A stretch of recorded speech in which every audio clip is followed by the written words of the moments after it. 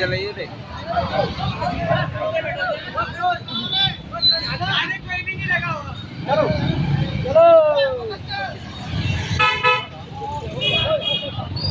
थोड़ा खड़ा लियो, अच्छा खड़ा ले।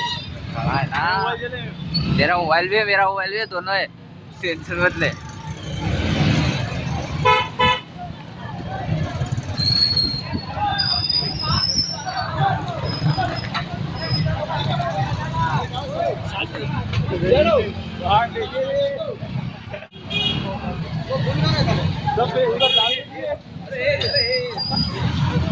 बच्चों को दिया था कि वहाँ यूज करना, यहाँ डालिए तो बच्चों को दिए। हाँ, जिसको भी खेले दी थी ना, सबने डाल दी वहाँ पे।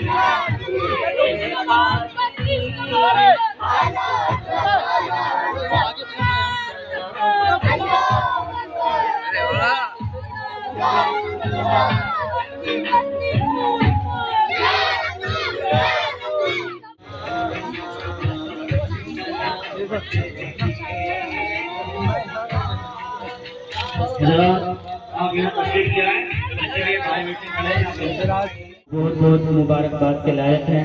एक बार दुरूद पाक पढ़ने ज़्यादा वक्त न लेते हुए मौसम का भी ख्याल रखा जाए और आप दुरूद पाक पढ़ना सय्यदिना व मौलाना मुहम्मद बारिक वसल्लम सल्लु अलैहि सलातन व सलामन अलैका या रसूलल्लाह सल्लल्लाहु तआला अलैहि वसल्लम।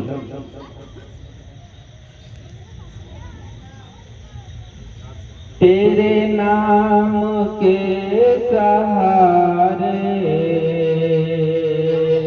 आका, तेरे नाम के सहारे तेरा नाम चल रहा है, तेरे नाम के सहारे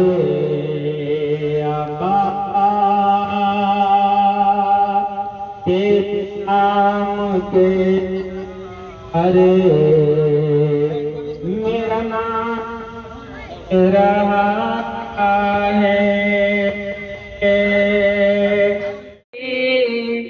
सबसे बाला वो वाला हमारा नबी, सबसे बाला वो वाला हमारा नबी, सबसे औला वो वाला हमारा नबी, और खल्क से औलिया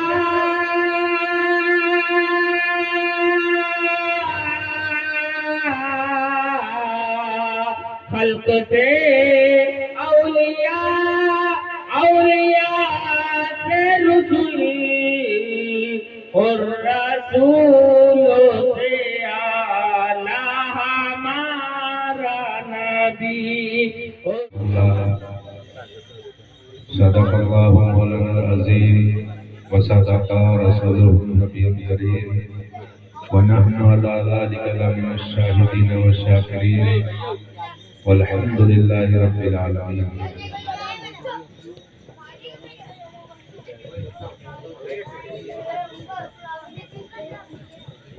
जगह अरबी होगी। ऐ मौला हर वक्त अरबी क्यों होगी? क्योंकि नबी की हुकूमत चल रही है, दुनिया में भी नबी की हुकूमत है, कब्र में भी नबी की हुकूमत है, और जन्नत के अंदर न इंग्लिश बोली जाएगी, न उर्दू बोली जाएगी, न कोई और भाषा बोली जाएगी, जन्नत के अंदर भी अरबी ही बोली जाएगी। पता ये चला जन्नत में मेरे आका की हुकूमत है, कब्र में मेरे आका की हुकूमत है, दुनिया में मेरे आका की हुकूमत है। यहाँ तक के अल्लाह तबारक तआला ने इरशाद फरमाया कि अगर कोई मोमिन बंदा दुआ करता है तो दुआ जिस भाषा में चाहे कर सकता है। खाना काबा के पास जाकर चाहे वो उर्दू में दुआ करे, अल्लाह तबारक तआला को मालूम है, अरबी में दुआ करे, अल्लाह तबारक तआला सुनता है, इंग्लिश में दुआ करे, अल्लाह तबारक तआला सुनता है। रब को सब भाषा मालूम है, रब हर भाषा जानता है। लेकिन जब इंसान एक दुआ करता है 24 घंटे के अंदर 5 वक्त नमाज होती है, जब नमाज पढ़ने के लिए आता है, ये भी एक दुआ है।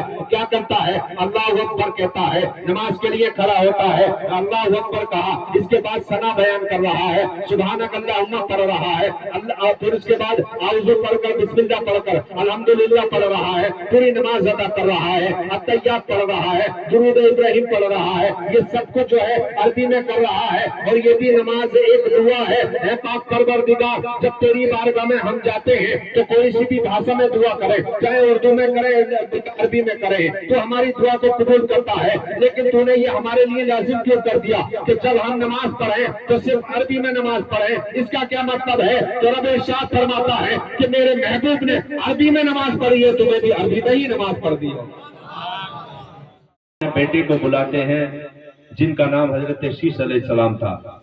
हजरत शीश आते हैं और हजरत आदम अलैहिस्सलाम इरशाद फरमाते हैं, बेटा दुनिया में कोई भी मुसीबत हो, परेशानी हो, कोई भी मामला हो, लेकिन जब तू रब की बारगाह में दुआ करे तो मोहम्मद मुस्तफा सल्लल्लाहु अलैहि वसल्लम का नाम लेना, तेरी वो मुसीबत दूर हो जाएगी। बेटा कहता, अब्बू जान आप जिनका नाम ले रहे हैं ये कौन हस्ती है?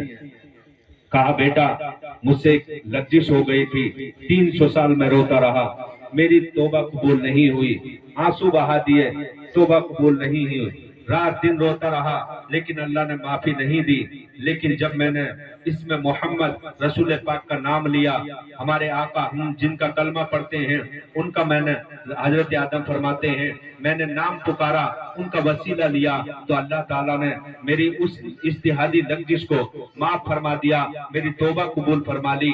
तो हजरत आदम अलैहिस्सलाम से उनका बच्चा कहता है, उनका बेटा कहता है, अब्बू जान ये बताइए वो आप उनको कैसे पहचानते हैं? अभी तो वो दुनिया में आए नहीं है। तो हजरत आदम अलैहिस्सलाम इरशाद फरमाते हैं, ए बेटा जब मैं जन्नत के अंदर था और मेरा निकाह हुआ तो उस वक्त मेहर जो दिया मैंने, तो रब का हुक्म हुआ कि मेरे महबूब पर 7 मरतबा दुरूद शरीफ पढ़ो। जब मैंने जन्नत के अंदर देखा तो जन्नत के दरवाजों पर रसूल पाक का नाम लिखा हुआ था, जन्नत के हर दरख्त के पत्ते पर मोहम्मद सल्लल्लाहु अलैहि वसल्लम लिखा हुआ था, यानी हूरों के सीनों पर, फरिश्तों के परों पर, हर जगह रसूल पाक का नाम। और जब मैंने अपना सर उठाकर अर्श की तरफ देखा तो अर्श के पायों पर मोहम्मद सल्लल्लाहु अलैहि वसल्लम लिखा हुआ था। अब बाप बेटे दोनों रसूल पाक का जिक्र कर रहे हैं, यही तो मिलाद होती है। मिलाद में होता क्या है? रसूल पाक की तारीफ की जाए, रसूल पाक के हालात बयान किए जाए, रसूल पाक सल्लल्लाहु अलैहि वसल्लम का जिक्र किया जाए, इसी को मिलाद कहते हैं। हजरत आदम अपने बेटे से मिलाद कर रहे हैं, मिलाद पाक पढ़ रहे हैं, रसूल पाक का जिक्र कर रहे हैं। उस वक्त उसके बाद आप और आगे बढ़े, हजरत इब्राहिम अलैहिस्सलाम की बारगाह में चले। इब्राहिम अलैहिस्सलाम ने भी रसूल पाक का मिलाद मनाया। वो कैसे मनाया? खाने काबा की तामीर मुकम्मल की, और हजर अस्वद जो जन्नती पत्थर था वो खाने काबा में लगा दिया गया। लगाने के बाद रब की बारगाह सही हो जाए। कौम आपकी तकरीर सुन रही थी, उसी कौम के अंदर एक बुढ़िया खड़ी होती है और कहने लगती है, ऐ ईसा आप कितने अच्छे हैं, आपकी वालिदा जिसने आपको पैदा किया होगा वो कितनी खुश नसीब होंगी, कितनी बड़ी होंगी, कितनी मुअज़्ज़म होंगी कि आप जैसे एक शख्स को पैदा फरमाया है। हजरत ईसा अलैहिस्सलाम इरशाद फरमाते हैं, एक वक्त ऐसा आएगा मुझसे भी अच्छे एक शख्स पैदा होंगे और वो आखिरी नबी होंगे। वो इंसान, वो बुढ़िया कहने लगती है कि कैसे हो सकता है, हमें आपसे अच्छा इस दुनिया में कोई नजर नहीं आता है, आपकी सूरत इतनी अच्छी है, आपके चेहरे को देखते हैं हमें खुदा याद आ जाता है, आपने हमें अल्लाह का रास्ता बताया है। हजरत ईसा अलैहिस्सलाम कहते हैं नहीं नहीं, बल्कि आखिरी जमाने में मेरे बाद एक आखिरी पैगंबर आएंगे जो तमाम नबियों के सरदार होंगे, और उनकी शान ये होगी कि उनकी वालिदा की शान मेरी वालिदा से ज्यादा होगी। हजरत ईसा अलैहिस्सलाम इरशाद फरमाते हैं, ऐ मेरे असहाब सुन लो, पहुंचती थी तो पानी नीचे हुआ करता था, लेकिन जब मेरे आका मेरे पेट के अंदर आए तो हजरत आमना फरमाती हैं कि जब मैं कुएं के करीब पहुंचती थी, जो ही कुएं के करीब पहुंचती थी तो कुएं का पानी खुद ब खुद ऊपर आ जाया करता था, और जब जिस रास्ते से मैं गुजरा करती थी वो रास्ता खुशबूदार हो जाया करता था, मुअत्तर हो जाया करता था, महकना शुरू कर देता था। कुछ लोगों ने हरम के अंदर खाना काबा के पास हजरत अब्दुल मुत्तलिब से शिकायत की, अब्दुल मुत्तलिब क्या मामला है, आपके घर के अंदर एक बेवा औरत है और जिसका नाम आमना है, वो बहुत तेज खुशबू लगाती है। हजरत अब्दुल मुत्तलिब ने कहा कि बेवा औरतों को तो खुशबू लगाने का हुक्म नहीं है, ये बातें आप कैसी कर रहे हो। लोगों ने कहा नहीं नहीं अब्दुल मुत्तलिब, आपके घर के अंदर एक बहू है और वो बेवा हजरत अब्दुल्ला विशाल हो चुका था, हमारे नबी के वालिद का विशाल हो चुका था। तो लोग कहते हैं अब्दुल मुत्तलिब, आपके घर के अंदर जो बेवा औरत है हजरत आमना है, वो बहुत तेज खुशबू लगाती है और बेवा औरत को खुशबू लगाने की इजाजत नहीं है। हजरत अब्दुल मुत्तलिब घर आते हैं और अपनी बीवी से कहते हैं, जो हमारे नबी की दादी है, उनका नाम फातिमा बिनते असद था, उनका नाम भी फातिमा थे, वो हजरत अब्दुल मुत्तलिब कहते हैं, मेरी बीवी ये बताइए, कुछ लोग मुझसे एतराज कर रहे हैं कि आपके घर के अंदर एक बहू है, वो बहुत तेज खुशबू लगाती है और खुशबू लगा बेवा को खुशबू नहीं लगानी चाहिए। आखिरकार अब्दुल मुत्तलिब अपनी बीवी से पूछते हैं, आपकी बीवी कहती है, मुझसे भी बहुत सी औरतों ने यही शिकायत की है, लेकिन मैं जब हजरत आमना के करीब जाती हूँ तो पता नहीं मेरे जिस्म के अंदर क्या हो जाता है, मेरे जिस्म के अंदर क्या मामला आ जाता है, मेरे अंदर हिम्मत नहीं होती है कि मैं आमना से ये पूछ लूं कि इतनी तेज खुशबू कैसे लगाती हो। आखिरकार दोनों हजरत अब्दुल मुत्तलिब और आपकी बीवी कहती है, ठीक है आज आप पूछ ही लेते हैं हजरत आमना से। हजरत आमना को करीब किया जाता है, हजरत आमना से कहने लगते अब्दुल मुत्तलिब, बहू ये बताइए कि आप इतनी तेज खुशबू क्यों लगाती हैं। हजरत आमना ने कहा, हजरत आमना अर्ज करती है, मेरे ससुर जी अब वो वक्त आ गया है बताने का वक्त, क्योंकि लोग बहुत एतराज कर रहे हैं, औरतें बहुत एतराज कर रही हैं। तो हजरत अब्दुल मुत्तलिब कहने लगते हैं, बहू क्या मामला है, बताओ तो सही, तुम इतनी तेज खुशबू कैसे लगाती हो। तो हजरत आमना फरमाती है कि अब्दुल मुत्तलिब, मेरे ससुर जी आप जानते हैं हम किसी बाजार में नहीं जाते हैं, मक्का के बाजारों में नहीं जाते हैं, मक्का की मार्केट में नहीं जाते हैं, मिस्र की दुकानें हमने नहीं देखी है, शाम के महल्ला नहीं देखे हैं, हमारे ससुर जी हमने कहीं से खुशबू नहीं ली है। तो हजरत अब्दुल मुत्तलिब इरशाद फरमाते हैं, फिर ये खुशबू आती कहां से है, आपके जिस्म से खुशबू इतनी तेज आती कहां से है। तो हजरत आमना फरमाती है, हजरत आमना फरमाती है, लो ये देख, एक अपने हाथ के नीचे से मिट्टी उठाती है, उठाने के बाद आप जो है अब्दुल मुत्तलिब को दे देती हैं और इशारा और फरमाती हैं कि आप इसको सूंघो, उसको सूंघते हैं तो वहां से भी खुशबू आती है। तो हजरत आमना फरमाती है, मेरे ससुर जी सुन लो, हमने किसी खुशबू का इत्र का इस्तेमाल नहीं किया है, लेकिन जब से आपका पोता मेरे पेट के अंदर आया है, मैं जिस मैदान में कदम रखती हूँ वो मैदान खुशबू देता है, जिस गली से गुजरती हूँ वो गली खुशबू देती है, यहाँ तक के मकान में हूँ तब भी खुशबू आती है, मैदान में हूँ तब भी खुशबू आती है। मोहतरम सामीन इकराम, रसूल पाक सल्लल्लाहु तआला अलैहि वसल्लम जब अपनी वालिदा के पेट में आते हैं तो ये मामलात शुरू हो जाते हैं, और हदीस में यहाँ तक आता है किताबों के अंदर कि हजरत आमना रजी अल्लाह ताला अन्हा फरमाती हैं कि जिस वक्त रसूल पाक सल्लल्लाहु ताला अलैहि वसल्लम की विलादत व शहादत होती है, जिस वक्त आपकी पैदाइश होने वाली होती है, तो औरतों को जो चीजें होती हैं, जब पेट में बच्चा होता है हमल से होती हैं, तो बहुत सी औरतों को बड़ी परेशानियों का सामना करना पड़ता है। कभी तो उनको उल्टी आती है, कभी मतली आती है, کبھی چکر آتے ہیں، پیٹ میں وزن ہوتا ہے، ان سے کھڑا نہیں ہو جاتا ہے، کھڑا نہیں ہو پاتی ہیں عورتیں جو عام عورتیں ہوتی ہیں. لیکن حضرت آمنہ فرماتی ہیں کہ جب میرے آخری پیغمبر، میرے بیٹے، میرے صاحبزادے جب میرے پیٹ کے اندر ہوتے ہیں، نہ تو مجھے کوئی الٹی ہوتی ہے، نہ کوئی چکر آتا ہے جو عام عورتوں کو ہوتا ہے، وہ کوئی معاملہ نہیں ہوتا ہے، نہ کوئی وزن ہوتا ہے. ارے ہوتا بھی کیسے؟ ہمارے پیغمبر لوگوں پر وزن دینے کے لیے نہیں آئے تھے، بلکہ پوری کائنات کا وزن اٹھانے کے لیے آئے تھے. رسول پاک صلی اللہ تعالی علیہ وسلم اس دنیا میں آنے ہی والے ہوتے ہیں اور اس دنیا میں پیدا ہو جاتے ہیں. جب آپ پیدا ہوتے ہیں پوری دنیا کا نظام بڑھ جاتا ہے، پوری دنیا کا نظام تبدیل ہو جاتا ہے، یہاں تک کہ ہواؤں میں خوشبو آ جاتی ہے، حرم کے اندر خوشبو مہک رہی ہے. جس باغ کے اندر کوئی پھل اب تک نہیں آیا تھا، اسی رات کے اندر جس صبح کو ہمارے نبی پیدا ہوتے ہیں، اسی باغ کے اندر پھل آ جاتے ہیں. جو جانور دودھ نہیں دیتے تھے، جب صبح کو اس جانوروں کے قریب پہنچا جاتا ہے تو وہ جانور دودھ دینا شروع کر دیتے ہیں. اسی رات میں جتنے بچے پیدا ہوتے ہیں سب کے سب لڑکے ہی پیدا ہوتے ہیں. اب رسول پاک کی ولادت ہوتی ہے. ایک عام انسان کی پیدائش جب ہوتی ہے، ایک عام بچہ پیدا ہوتا ہے. عام بچہ جب پیدا ہوتا ہے تو وہ بہت گندگی سے آلود ہوتا ہے، اس کی ناف کاٹی جاتی ہے، خون میں لت پت ہوتا ہے. اگر اس کے باپ کو دو گے جو تمہارا بیٹا پیدا ہو گیا ہے، لو اس کو چوم لو، وہ کہے گا نہیں، پہلے اس کو نہلایا جائے، پہلے اس کو صاف کیا جائے، اس کے بعد میں اپنی گود میں لوں گا. دادا کو دو کہ لو تمہارا پوتا ہوا ہے، اس کو اپنے ہاتھوں میں لے لو، کہے گا نہیں میں نہیں لے سکتا، کیونکہ یہ ابھی گندا ہے، خون اس کے سر پر لگا ہوا ہے، اس کے جسم پر گندگی لگا ہوئی ہے، بدبو آ رہی ہے. لیکن پیارے آقا جب پیدا ہوتے ہیں، رسول پاک صلی اللہ تعالی علیہ وسلم جب اس دنیا میں جلوہ گر ہوتے ہیں تو آپ کی پھوپھی حضرت صفیہ بالٹی لینے کے لیے جاتی ہیں تاکہ پانی بھر کر لائیں اور ہمارے نبی کو نلائیں. اچانک آواز آتی ہے، اے صفیہ کہاں جا رہی ہو؟ حضرت صفیہ کہتی ہیں کہ میں پانی لینے کے لیے جا رہی ہوں. تو غیب سے آواز آتی ہے، یہ عام انسان نہیں ہے، یہ عام بچوں کی طرح نہیں ہے، یہ حوض کوثر سے یہاں کر پیدا ہوا ہے. یہ ایسا بچہ ہے جو آب کوثر سے نہا کر پیدا ہوا ہے.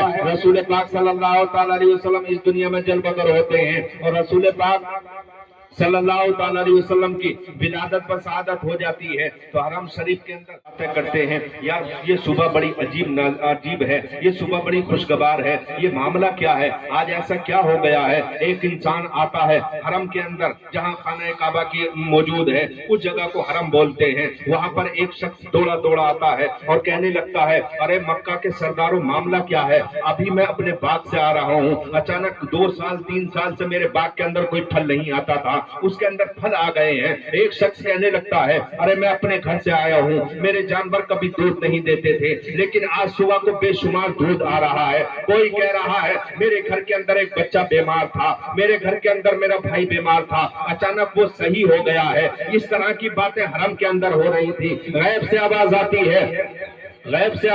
ہے، اے لوگوں سن لو، آخری پیغمبر پیدا ہو چکا ہے.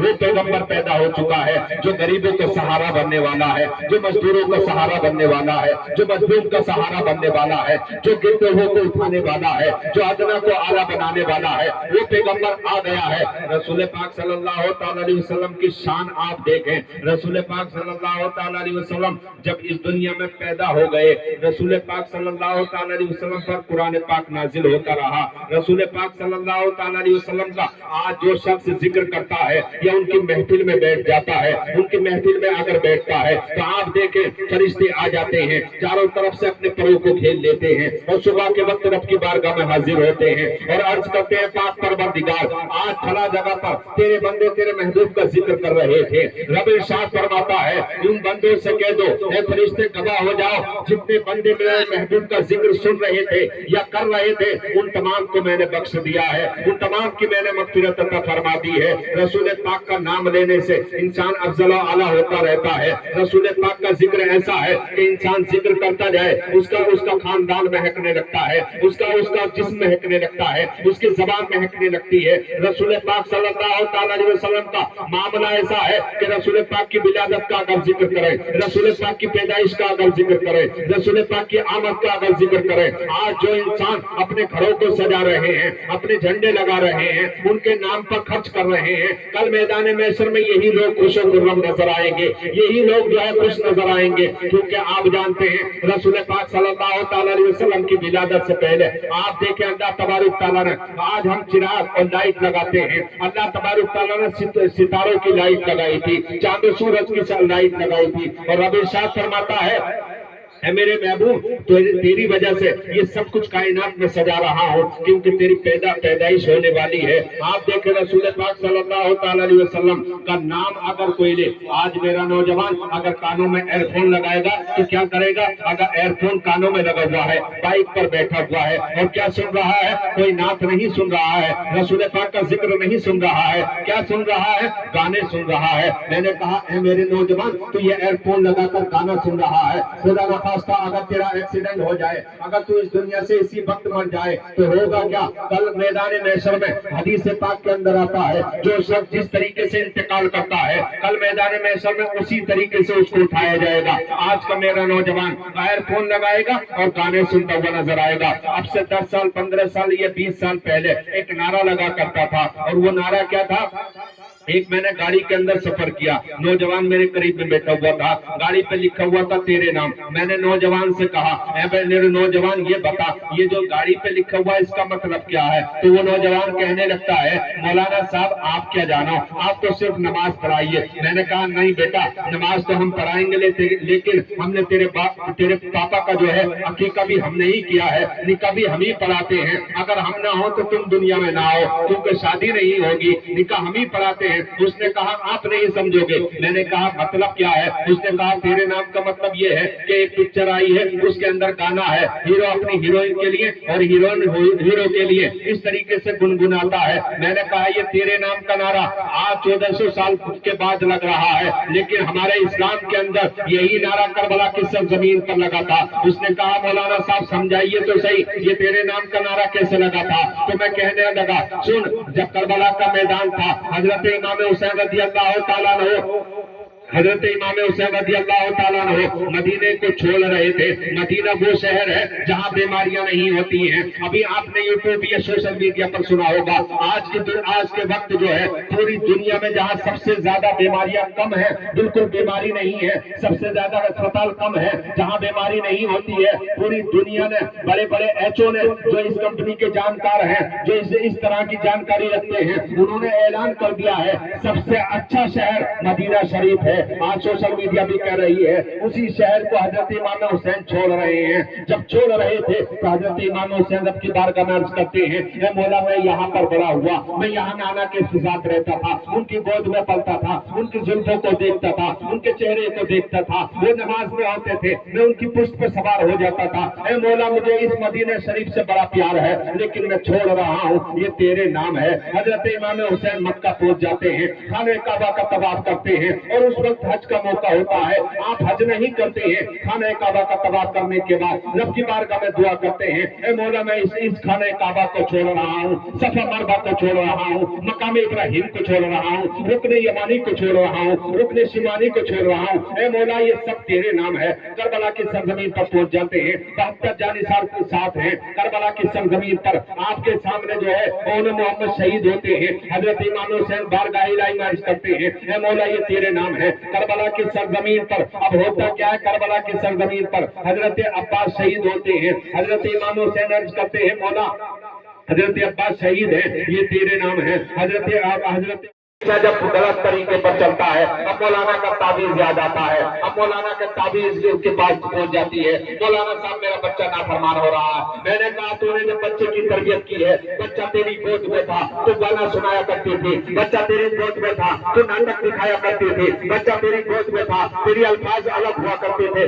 बच्चा तेरी गोद में होता था तो गाना गुनगुनाया करती थी। याद रख लेना, पहले की माएँ जब उनके बच्चे नहीं सोते थे और रोते थे तो वो लोरियां नहीं, गाने नहीं, ड्रामा नहीं, नाटक नहीं, फिल्में नहीं, बल्कि जब पहली माँ के बच्चे नहीं सोते थे वो कहती थी सो जा या मुस्तफा कहते कहते खुले आप सल्ले अला कहते कहते। नारा तो लगा दो भाई।